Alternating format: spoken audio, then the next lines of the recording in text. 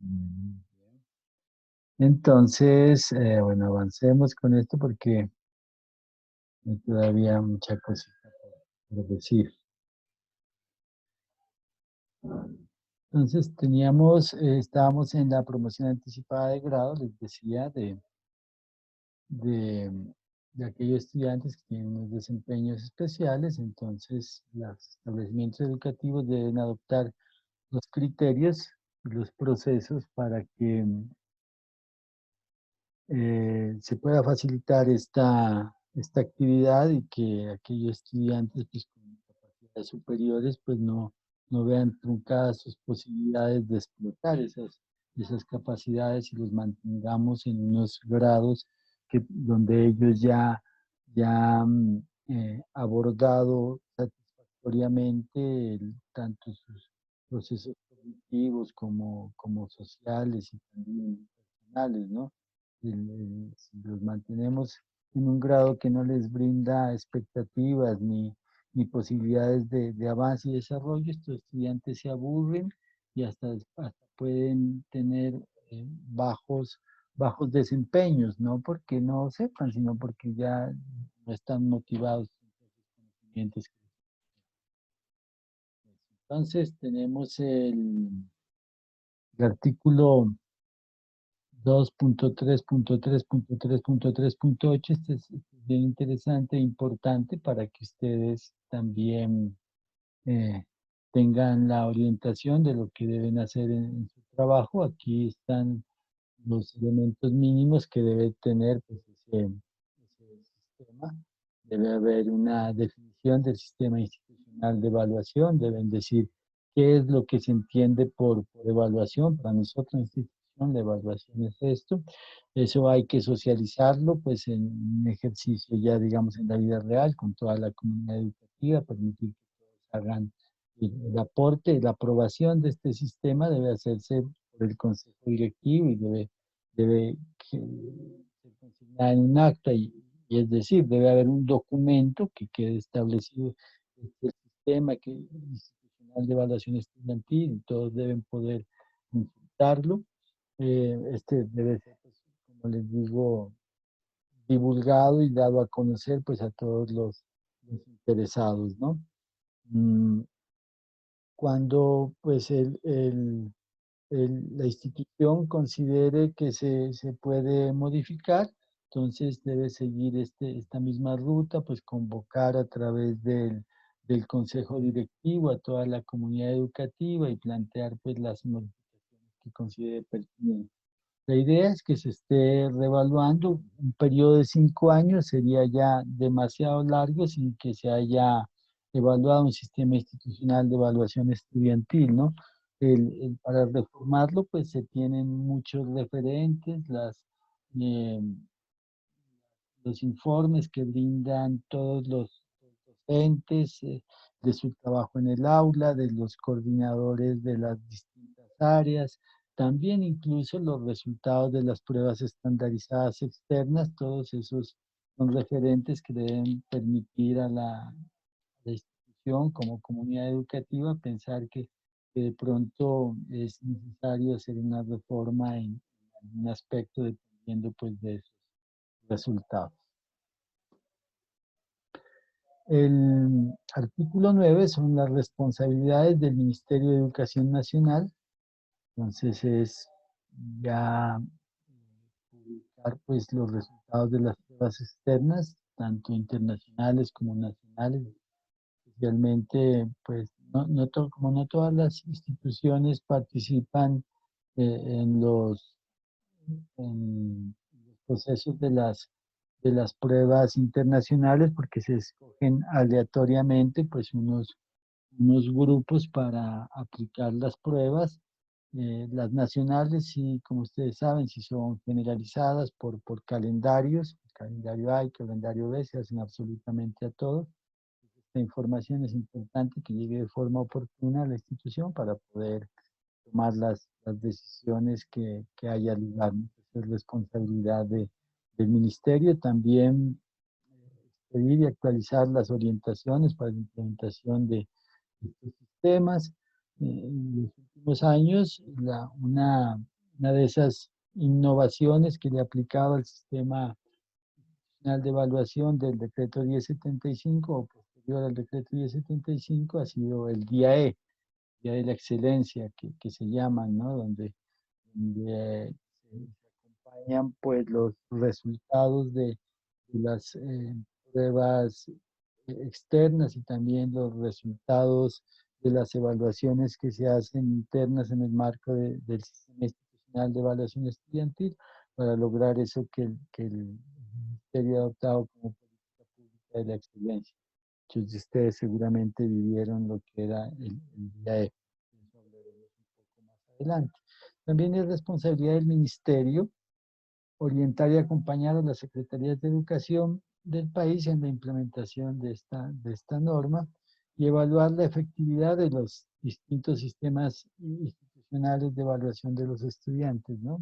Porque habrá tantos sistemas institucionales como instituciones educativas. En últimas, la máxima autoridad para definir si el sistema institucional pues está de acuerdo a lo establecido en los principios generales determinados en esta norma es el Ministerio de Educación. En recordar también que este sistema institucional de evaluación estudiantil forma parte del PI, ¿no? Es una parte del proyecto educativo institucional. Este es un elemento fundamental del componente pedagógico del PI. Entonces, este va anexo al proyecto educativo institucional. También se habla de las responsabilidades de las secretarías de educación de las entidades territoriales certificadas, ¿no? Recuerden que quienes tienen secretarías de educación, aquellas entidades territoriales que han presentado o cumplido con una serie de requisitos que ha planteado el Ministerio de Educación Nacional. Entonces, en nuestro departamento existen 3 entidades territoriales certificadas, que es Pasto, Ipiales y Tumaco. Bueno, primero les recuerdo que es una entidad territorial según la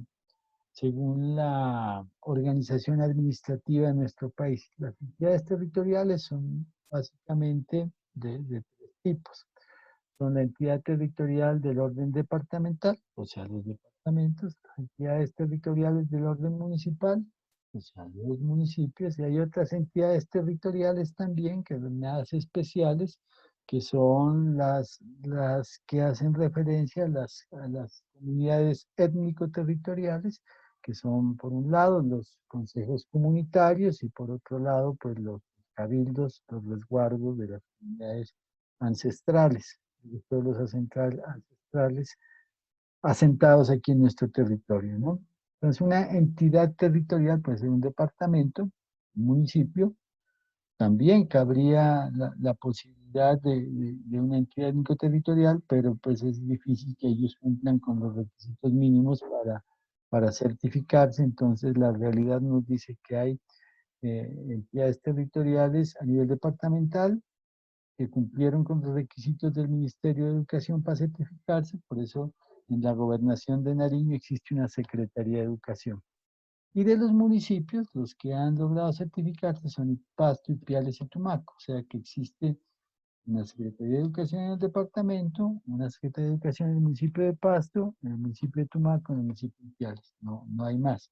Entonces, aparte de Ipiales, Pasto y Tumaco, todos los demás municipios están adscritos a la entidad territorial Departamento de Nariño. Entonces, la autoridad de temas educativos sobre todos los municipios del departamento, excepto Ipiales, Pasto y Tumaco, es la Secretaría de Educación del departamento. En las otras 3, pues la autoridad es la Secretaría de Educación del municipio.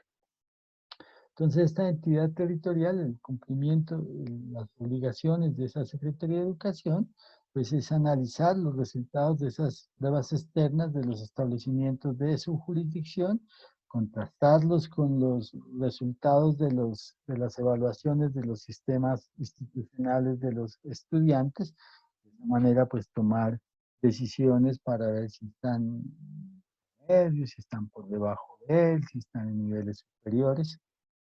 Según eso, mm, tomar las decisiones académicas y pedagógicas y administrativas correspondientes. Y en términos generales, pues, de hacer todo el ejercicio de autoridad educativa frente a los docentes, a los directivos, a los estudiantes, a los padres de familia.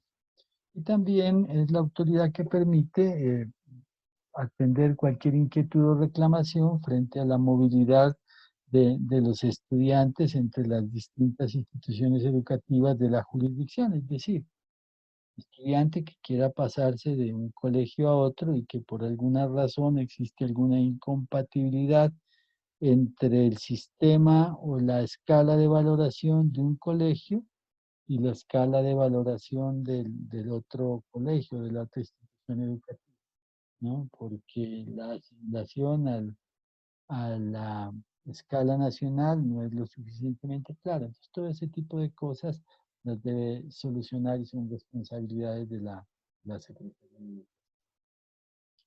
Y hay unas responsabilidades del establecimiento educativo. Aquí pues son varias.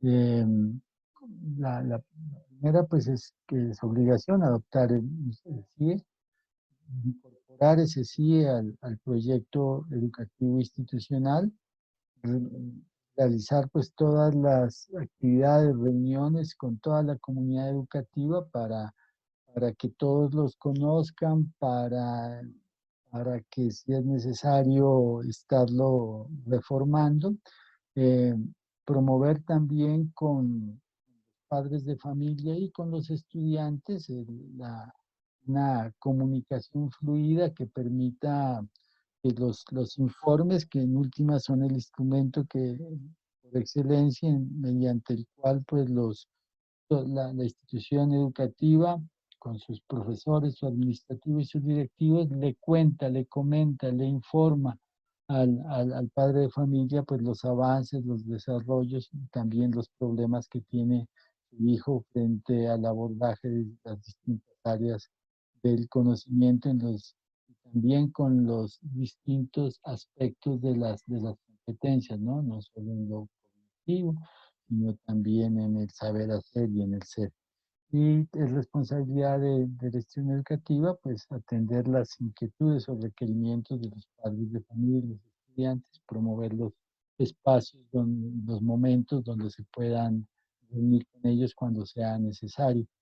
Y a través del consejo directivo, pues establecer los mecanismos para que todas las inquietudes que presenten tanto profesores como, perdón, padres de familia como estudiantes, pues sean atendidas con los, con el tiempo y la oportunidad requerida, ¿no? Y también es obligación, pues, del establecimiento educativo hacer todos los registros necesarios ante el ICFES para que todos sus estudiantes puedan presentar las pruebas externas, la Saber 5, la Saber 9 y muy especialmente la Saber 11, estar pendientes de que todos los estudiantes las presenten y que garanticen pues que esta herramienta que es necesaria para, no solo desde el punto de vista académico como veíamos, sino inclusive para el desarrollo de los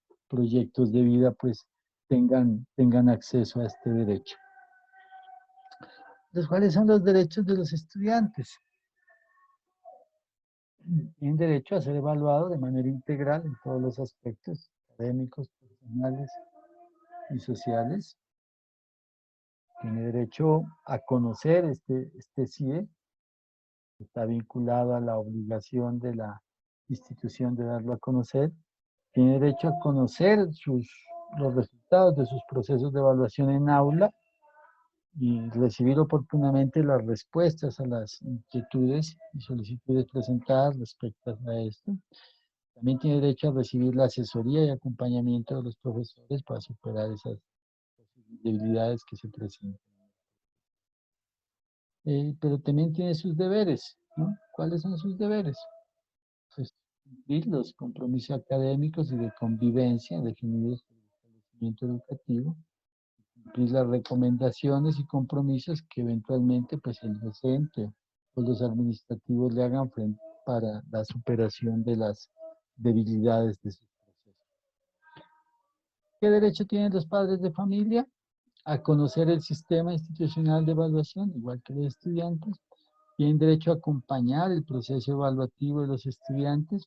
Ustedes ya como profesores de las instituciones educativas se van a dar cuenta de que existen diferencias sustanciales en el desempeño de los estudiantes cuando los docentes están pendientes y cercanos a la evolución de los desempeños, cuando los padres de familia están presentes y cercanos a la evolución de los desempeños de sus hijos, ¿no? Esos padres de familia que están muy cerca, pendientes, que preguntan, que van y hablan con el profesor, los hijos de esos padres de familia generalmente, aquí no se puede también hablar en términos absolutos, pero generalmente son estudiantes que tienen buenos desempeños, ¿no? Por el contrario, algunos padres desatendidos, bueno, por muchas razones, por su trabajo, por aspectos emocionales, familiares, en fin, por cualquier circunstancia que nunca se dan una vuelta por allá por la escuela y dicen, no, pues es responsabilidad de ellos, allá verán, de pronto eso no dificulta y no ayuda pues a un correcto eh, desarrollo académico e incluso emocional de sus hijos, ¿no? También es derecho del padre de familia por recibir esos informes periódicos de evaluación y también de recibir las respuestas a las inquietudes que se presenten frente a los procesos de evaluación. Pero también tienen unos deberes los padres de familia, que es, como les digo, participar a través de las distintas instancias en la definición de este sistema de evaluación estudiantil y realizar un seguimiento permanente al proceso evaluativo de los hijos. Profesores a veces nos esforzamos mucho en construir unas herramientas complejas que puedan detallar cuál es el proceso que ha llevado a su hijo, de pronto unas rúbricas con muchos elementos que son diseñadas precisamente para que el estudiante y los padres de familia los conozcan, pero a veces los padres de familia no le ponen mucha atención a ese aspecto y nos sentimos un poco defraudados en ese sentido como docentes al ver que ese esfuerzo, esos informes que nosotros realizamos dirigidos fundamentalmente para ellos, pues no son muy... También es deber del padre de familia analizar esos informes porque aquí hay una definición clara y es que el proceso de formación integral del estudiante se da en esos dos escenarios, ¿no? Tanto en el escenario de aula como en el escenario de la casa. Ya está el artículo 16, que es el registro escolar, entonces la obligación de los establecimientos educativos de llevar ese registro, donde eventualmente pues el estudiante o el padre de familia que lo requiera lo pueda consultar. Esto es muy importante cuando se van a hacer la movilidad de los estudiantes, que estén todos los registros de los datos de evaluación para poder surtir los procesos de transferencia sin problema. Para poder, y aquí viene el otro punto del artículo 17, que son las constancias de desempeño, pues para poder expedir estas constancias de desempeño es necesario que se lleven adecuados procesos de registro, ¿no? Y es también un derecho que tiene el estudiante o el padre de familia de que se expidan estas constancias de desempeño que son resultado pues, de los informes que se generan a nivel institucional, pero que en últimas pues elabora el docente de cada grado frente a la asignatura de la cual es responsable. Y ya llegando a lo último, pues el artículo 2333318 que habla de la graduación, estudiantes que terminen ya la educación media obtendrán el título de bachiller, ya dependiendo de la modalidad, sea académico, técnico, cuando hayan cumplido con todos los requisitos de promoción adoptados por el establecimiento educativo en su proyecto educativo institucional, de acuerdo con la ley y las normas reglamentarias. El decreto 1075 del 2015 llega hasta ahí. En el decreto 1290 había otro artículo, que era el artículo 19, ¿no? Que hablaba de la vigencia del decreto, ¿no? Desde cuándo estaba vigente. Entonces, se decía que este decreto reemplazaba el decreto 230 y 3055 y desde cuándo se iba a empezar a aplicar. Pero este, pues en el nuevo decreto, en el 1075, ya no está. Sin embargo, quise traerlo a colación para que vean cómo ha sido la secuencia en el desarrollo evolutivo de la norma para llegar al momento en el que estamos ahora. Cuando estén construyendo su propuesta, deben, les recomiendo tener en cuenta estos elementos, la descripción, el objetivo, el método, los rasgos, las evidencias, las tareas y los criterios, ¿no? Son los aspectos generales que deben considerar en el en cualquier sistema institucional de evaluación estudiantil y cualquier sistema institucional de evaluación de los estudiantes debe poder dar unas respuestas a estos elementos, ¿no?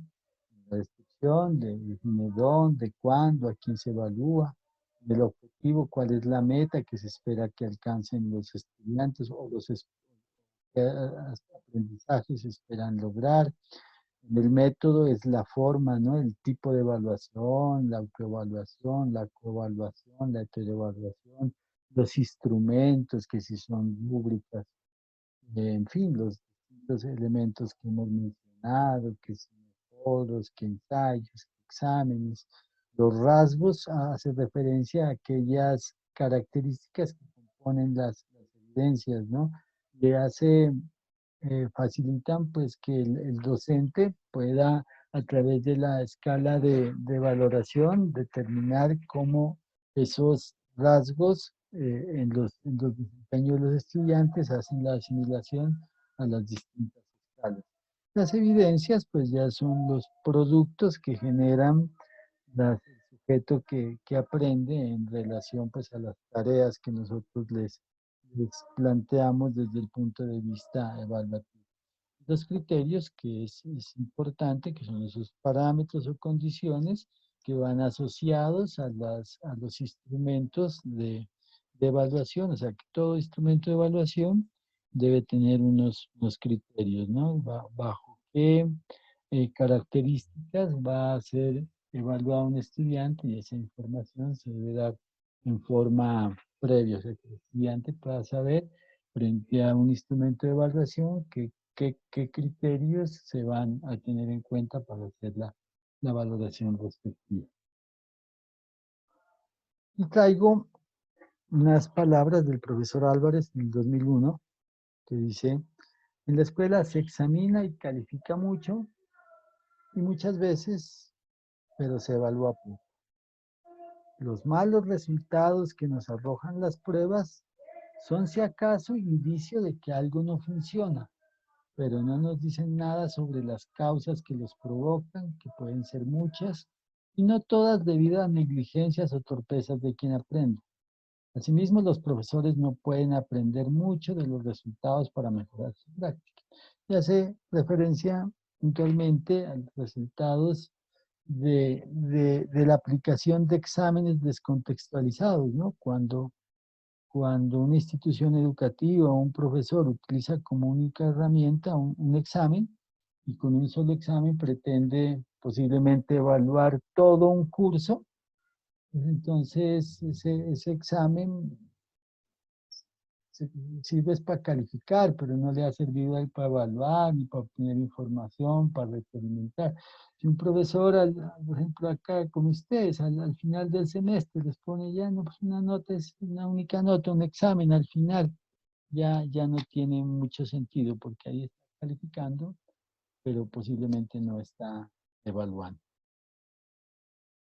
Bueno, yo creo que se cumplió con esta parte del objetivo de esta clase. Yo quería terminar ya esta explicación un poco rápida de lo que es el decreto 1075.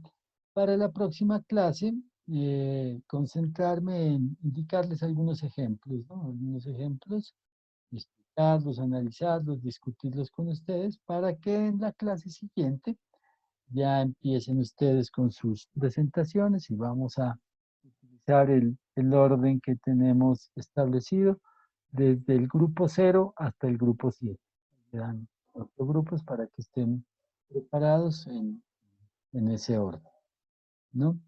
Entonces, de mi parte es todo. No sé qué inquietudes o comentarios tengan ustedes de esto que hemos hablado o de la actividad que está planteada.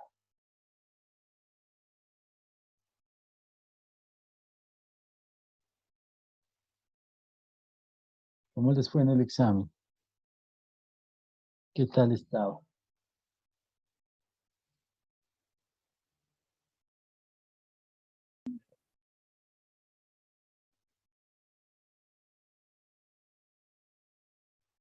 Ah, sí. Profe, en el examen, las que estaban así como, o sea, valía 5, ¿no? Pero las que estaban así como medio mal, ¿las tomaba como mal total o había algún porcentaje de validez? En algunos casos, pues cuando había una sola respuesta, pues sí las tomaba mal, pero cuando había la posibilidad de colocar más de una respuesta, les valoraba, ¿no? Pues si decía, en estas opciones, escoja cuáles corresponden a determinada situación, y las correctas eran 3, pero usted solo marcó 2, igual le vale. Pone un punto. Pero en otras, en una de falso Profe, verdadero, por ejemplo, ahí sí, nada que hacer.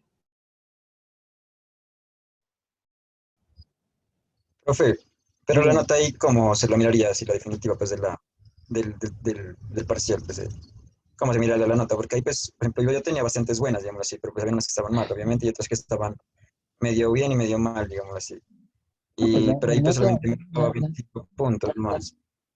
la nota, esa es la nota, ya, esa es la valoración, ese, pues, Profe, está, pero en unas las marcaba así como si estuvieran mal y solamente ellas, digamos, yo tenía dos correctas de tres, ¿no? Hacen una pregunta.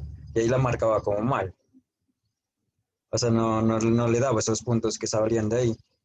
bueno, no sé, pues habría que revisar algún aspecto particular. Me escribe y lo miramos, pues ahí están las respuestas, pero pues hay algunas veces, dependiendo de la pregunta, había creo que 2 preguntas en donde daba la valoraciones parciales, ¿no? O sea, por ejemplo, si era 5, que valía cada pregunta, había 2 preguntas en las que una respuesta correcta daba 2, otra respuesta correcta daba 4 y con la otra respuesta correcta daba 5. ¿No? Se las repartía así. Pero había otras que si usted marcaba una cosa que ya no era, pues la estaba dañando y por eso le daba cero, es que dependía de la pregunta, pero igual lo podemos revisar, me escribe y la miramos.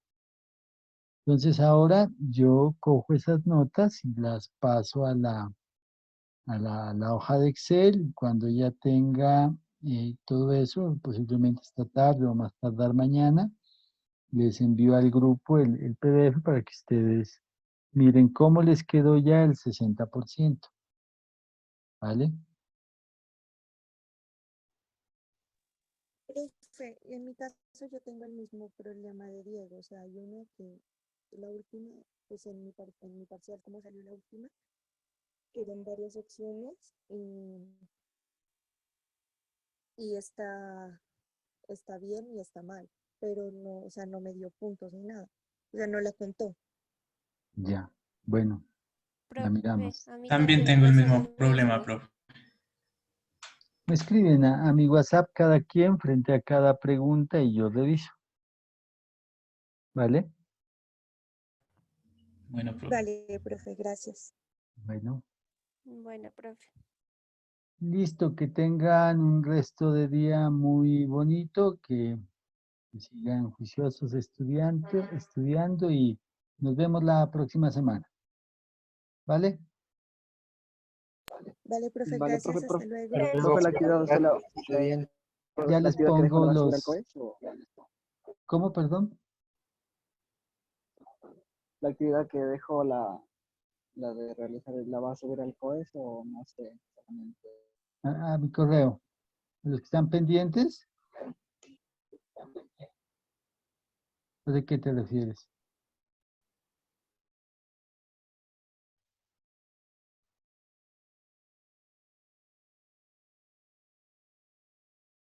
La actividad, no, esa la vamos a desarrollar acá en línea y después me mandan la de CIE, me envían pues las diapositivas. Ah, vale, profe, muchas gracias. Hasta luego, que esté muy Bueno, bien. chao, hasta luego.